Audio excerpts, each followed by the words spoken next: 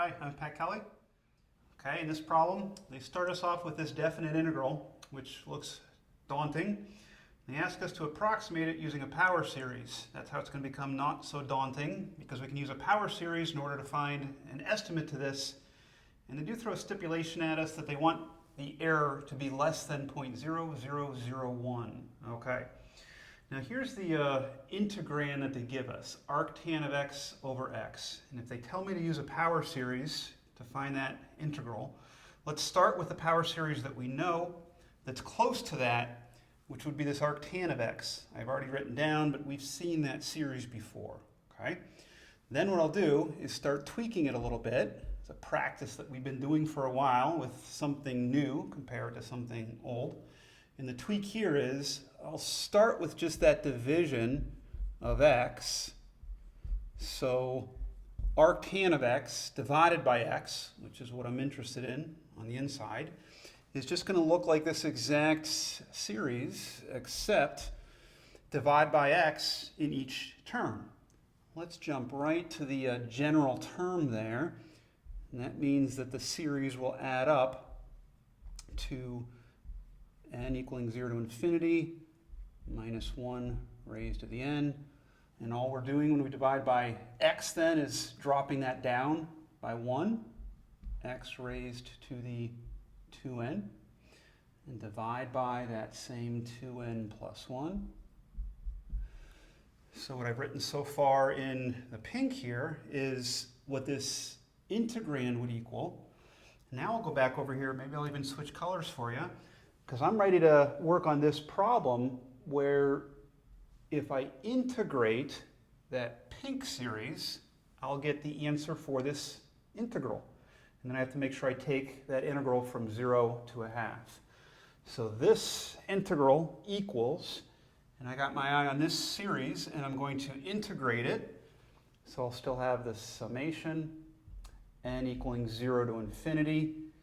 If I pause for a quick second, usually when I integrate, I put a c plus first. Whenever you integrate, you have that constant of integration. But that's for an indefinite integral, and we have a definite integral, so I'm not worried about that c at all. That's why I'm jumping right to the series, and I'm trying to integrate this.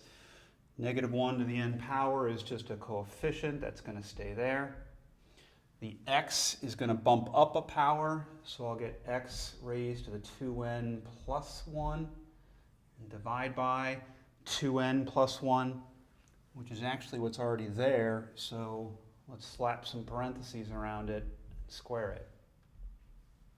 Okay, that's the integral, and then because it is a definite integral, I'll put some square braces and say that we need to go from 0 to a half. All right, now this series will approximate this definite integral. And what we were asked to do is approximate it such that our error margin is going to be less than that 0.0001. So I'm saying that this will approximately equal. And now what I'll do is plug that 1/2 in to this expression, starting with n equals 0. If I start with n equals 0, that's going to be a 1. I'm plugging a 1/2 in here, so I get 1/2, 0 in for n. That's going to be just the 1 power divided by 0 in for n. 0 in for n up here, hopefully I said that right. We're putting the 1/2 in for x, the 0 in for n. So down here I'm putting the 0 in for n, and that's just going to be 1 squared. Okay. Next term, I'm still putting a 1/2 in for x. That's always going to be the case. And now I'm putting a 1 in for n. So that's why I'm putting a minus sign. That's going to be -1 to the 1 power. My x is still 1/2. It's just a question of what power I'm raising it to. My n is now 1, so this is 3rd power divided by, and this just becomes 3 squared, plus 1/2. Now I'm putting a 2 in, so it looks like that's going up to 5, divided by the same number 5 squared, minus 1/2 raised to the 7th over 7 squared, plus, I might even pause there, I might stop, because I have to remember, all I'm supposed to do is keep going until I am within this error margin of 0.0001. Now you have to bring back up that alternating remainder theorem, which tells you that you know your error, how far off you are, is always less than the next term. So the reason I'm stopping right here is because maybe I've gone far enough. I'll know that by calculating this guy, and I don't need the minus sign. So if I were to calculate this guy, if that guy is less than 0.0001, that means these first three terms are the answer I'm looking for. They've already approximated the integral within the error that would be less than this guy, if this guy is less than the 0.0001 that they stipulated for us. So I pause and grab a calculator and actually go ahead and calculate 0.5, the 1/2, raised to the 7th power, and divide by 49. Here's what I'm getting. I'll keep it in blue. This term is 0 point, and I'm getting 1, 2, 3 zeros. 1, 5, 9, and it keeps going.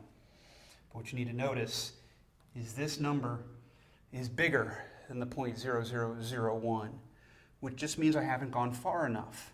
So I'm going to go back to yellow, I guess this was, and go one more term. See if that's far enough. 1/2 to the 9th power over 9 squared. And I don't know if I need to keep going. What I can do is maybe grab a different color. Look at this guy. Try to find this term on the calculator. Calculator's still handy.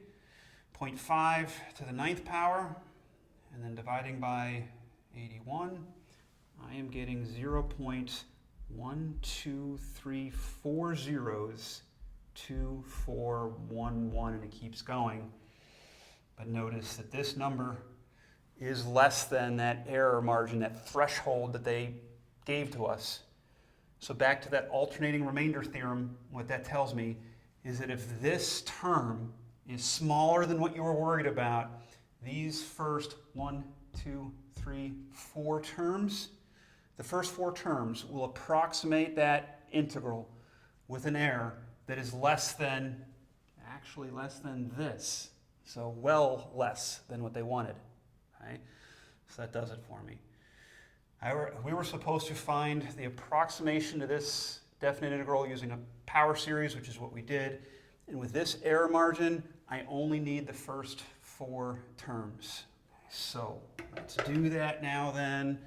Over here, I now know that from 0 to 1/2, and I'm rewriting the original arc tan of x over x dx approximately equals, and grab your calculator, and we're adding up the first 4 terms.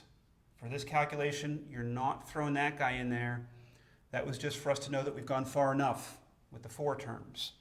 So on my calculator, I've got to enter all of this for the first 4. Just take as long as you need to. Here's where I'm at. I'm getting 0.48720. Of course, it keeps going, you know. So this is our approximation to this integral. Okay. All right. Now the problem does not tell you to do this, but I'll give you this advice: is if you ever kind of wonder if you're even in the same zip code, have I done anything correct here? Go back to the original in this case, and I can take this function, put it in your graphing utility as a y sub 1. You can graph it, I mean, if you want to see what it looks like, but more importantly, use your integration capabilities of the graphing utility and see what the calculator says it equals, and you can compare that to what it actually equals. Okay? Let me actually do that and write down what I got. My calculator is actually telling me this would, from the calculator, I am getting 0.487222. So the point being is our estimate. Look how close we were to what the calculator is telling you it actually equals. We are definitely within that error margin. Okay? All right, thanks, and I hope that helps.